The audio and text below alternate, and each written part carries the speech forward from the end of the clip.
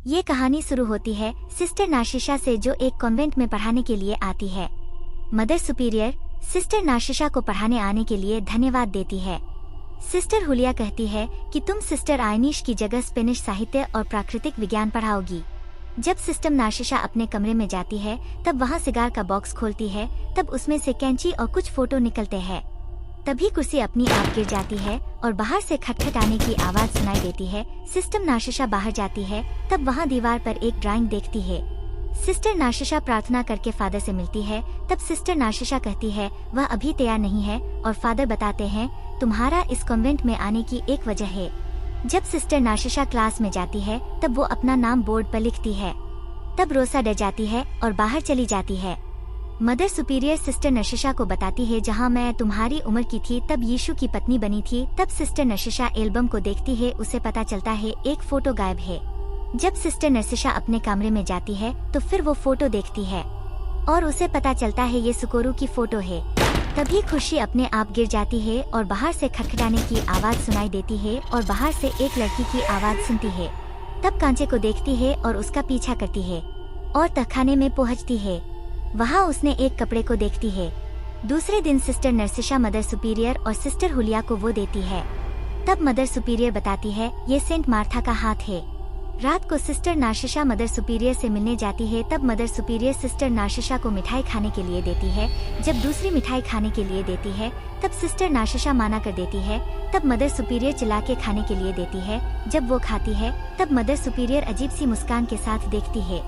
Sister नाशिशा वो मिठाई बाहर निकालती है। तब मिठाई की जगह 2 आंखें होती है और वो आंखें मदर सुपीरियर की होती है। तब सिस्टर नाशिशा सपने से बाहर आ जाती है। सिस्टर नाशिशा रोसा और उसकी बहन से पूछती है कल क्या हुआ था। तब रोसा बताती है कि ब्लैक बोर्ड। तब उसकी बहन उसको रोक देती है और दोनों चले जाते ही। रात प्रार्थना करते टाइम सिस्टर नाशिशा के हाथ में माला में से खून निकलने लगता है और सामने उसका रूप हवा में उड़ रहा है। तभी सिस्टर हुलिया सिस्टर को आवाज देती है और सब गायब हो जाता है। रात को रोसा कमरे से बाहर जाती है और सिस्टर नाशिशा अपने पापों के लिए जीसस से माफी मांगते मांगते अपने शरीर को कष्ट देती है। रोसा बाथरूम में जाती है, वहाँ उसे केची मिलती है। जब वो जाने लगते ही तभी बाथटब का पानी भरने लगता है, उसमें से रोसा को बाल मिलते हैं। सिस्टर नाशिशा को सुकोरू दिखती है, तभी कुर्सी गिर जाती है। लड़कियां की चिल्लाने की आवाज आती ही तभी एक लड़की बाल काटे हुए थे, वो इल्जाम रोसा पर लगता है। तभी रोसा बताती है मैंने नहीं किया, उस लड़की का काम है। सिस्टर हुलिया रोसा को थप्पड़ लगाती है। सिस्टर नाशिशा रोसा से मिलने जाती है। तब नाशिशा पूछती है क्या हुआ था, मुझे बताओ। यहाँ पे एक आत्मा ही, वो भी लड़की की, और उसकी कोई भी चीज छूने से श्राप लगता है।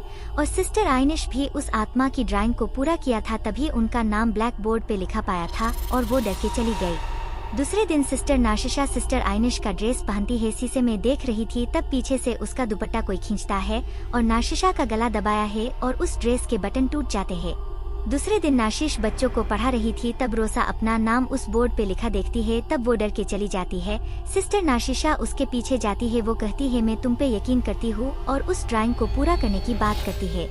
जब वो दोनों ड्राइंग को पूरा करते ही तब सिस्टर नाशिशा चारों तरफ देखती है पर खींच दिखता नहीं, पर रोसा उसे बताती है वो तुम्हारे पीछे खड़ी है पर वो बच्ची नहीं है। सिस्टर नाशिशा पीछे मुड़ के देखती है पर उसे कुछ दिखाई नहीं देता। रोसा वहाँ से गायब हो जाती है। नाशिश और रोसा की बहन उसको ढूंढते ढूंढते फादर के कमरे में पहुँचते ही वहाँ सिस्टर को रोसा की आवाज सुनाई देती है।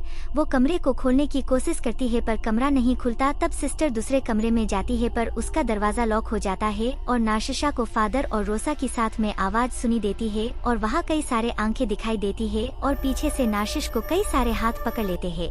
नाशिशा कमरा खोल के बाहर आती ही तो रोसा को मरा हुआ पाती है। सिस्टर नाशिशा रोसा के फ्यूनरल से बाहर आती है। तब रोसा को ना बचाने की वजह से अपने आप को कष्ट देती है और चंद्रग्रहण की ओर देखने लगती है। तभी उसकी आंखें सफेद होने लगती है। वो पास्ट में देखती है इस कॉन्वेंट और सिस्टर सुकोरू के साथ क्या हुआ था। वो उठ जाती है और बताती है मैंने देखा सुकोरू के साथ क्या हुआ। तभी सिस्टर हुलिया बाहर चली जाती है। सिस्टर नाशिशा अपनी आंखों को साफ करती है, तभी पीछे सुकोरू दिखाई देती है और नाशिशा की तरफ हाथ आगे बढ़ाती है। नाशिशा हाथों को पकड़ती है।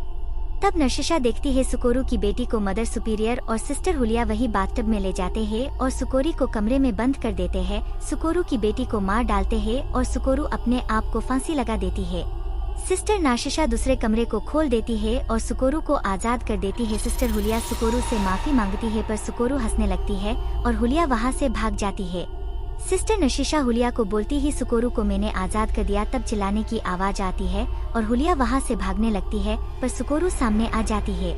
हुलिया वही तहखाने में जाती है जहाँ वो जीसस को देखती है, पर जीसस की प्रतिमा उस पर गिर जाती है और विनर जाती है। दूसरी तरफ मदर सुपीरियर वही बाथटब के सामने अपने पापों का प्रायश्चित करती है। तभी वो बाथटब का पानी लाल हो जाता है। उस बाथटब में से 2 हाथ निकलते हैं और मदर सुपीरियर को डुबाने लगते हैं और मार डालते हैं। कुछ साल बाद सिस्टर नार्सिसा बूढ़ी हो गई ही और एक स्कूल में पढ़ाने जाती है। वहाँ 2 बच्चे बात कर रहे हैं। नार्सिसा उनकी तरफ देख के अजीब सी स्माइल देती है और ये कहानी खत्म हो जाती है।